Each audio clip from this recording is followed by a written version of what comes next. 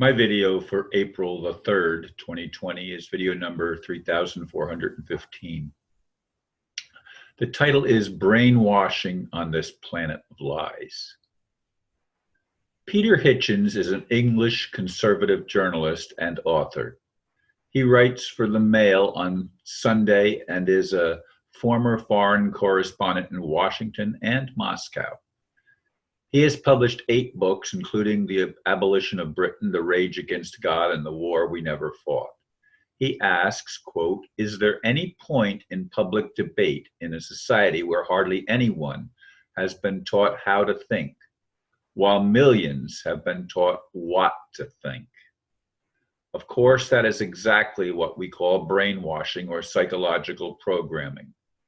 It unavoidably leads to a condition of confusion. How is anyone supposed to be able to get beyond mere belief and to actually know what this human life experience is all about? It is nothing short of miraculous that anyone can determine meaning amid the cacophony of ideas swirling around the world at this or any other time in human history. Do the words conservative or liberal have any relevance at all on a planet with liars in charge, always with their own agenda? What does the coronavirus scare really mean? There seems to be a high price that must be paid by anyone willing to think outside the box and try to build bridges. Yeah, somebody sent me that quote, and of course I went back and did a little bit of research because I didn't know who Peter Hitchens was. But when I looked it up, I did know who Piers Morgan was, and they've been clashing on the BBC recently, and Piers Morgan has called Peter Hitchens some names, and let me see, it says he told Hitchens to stop being irritating, and he lost his rag over Peter Hitchens comparing coronavirus to regular flu. And there's a clash of ideological perceptions going on, not just on British television, but around the world, on US television too, I'm sure. I don't watch a lot of that. I do watch a little bit of Fox. The others can all go to hell as far as I'm concerned, especially CNN. That's the worst.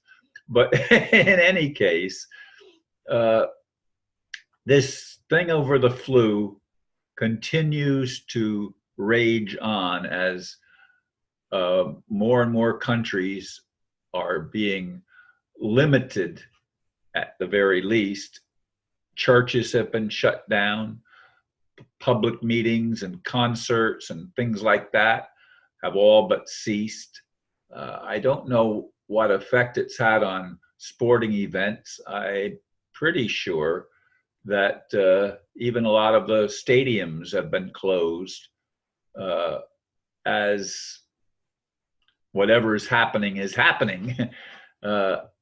Some see this as Trump trying to drain the swamp and protect people and prevent a lot of casualties by demons that are programmed to plant bombs and to do other things that create massive amounts of casualties. The casualty, though, that always ends up being pushed under the rug, so to speak, is truth. But what is truth? What is actually true? For me, there's always a central point: loving one another, which requires listening.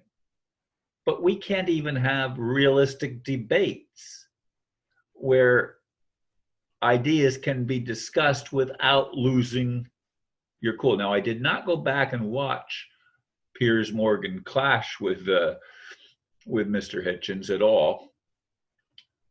I didn't watch any of those videos. I just looked them up as reference points for this video of my own.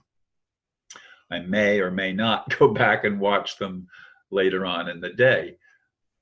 But most of us Well, let's put it this way. All of us have a limited amount of time. None of us can explore every possible avenue. It's absolutely impossible. But most people choose their source of information, be it their church, be it their political party and groups that align with that particular point of view. And almost everything is infiltrated by those that have a different agenda to sway people and create conflict. That's just an observation that is obvious to me. It should be obvious to everybody, but people that are not exposed or do not allow themselves to be exposed to alternative viewpoints won't see that. I mean, I get that right in the apartment complex where I live when I talk to people that only get their news from mainstream media, and some of them, their favorite channel is CNN. Others, their favorite channel is Fox. I do watch some Fox. I don't watch any CNN, as I've said and will say. But the point is, we are all brainwashed. The point is, we have a challenge if we're wanting to resolve some of the serious issues like the coronavirus and like the headbutting and clashing and the shutting down of churches. I understand the reasons that some go there. But I keep saying, how can we build a bridge that allows us to heal the wounds that have been caused by, it seems like, eons of bickering and fighting and headbutting? But it's really getting worse, as I see it, worse than it's been in my entire life. Right now, with the threat of bringing down the cabal by Trump, is he really doing that? I don't know. Some of my friends say, yes, he is. He's draining the swamp. I'm not convinced yet till I see the swamp actually drained. There do seem to be some Hollywood stars and other people of renown that are may be under arrest. There seems to be some people that are panicking. There's a lot of resignations of CEOs and CFOs in corporations in the United States and around the world. There's a lot going on. There are agendas that are pushing against each other, and something has to give. I'd like to see peace on earth. I'd like to see us learn to love one another. But is that a dream that's impossible? Maybe it is. I don't know.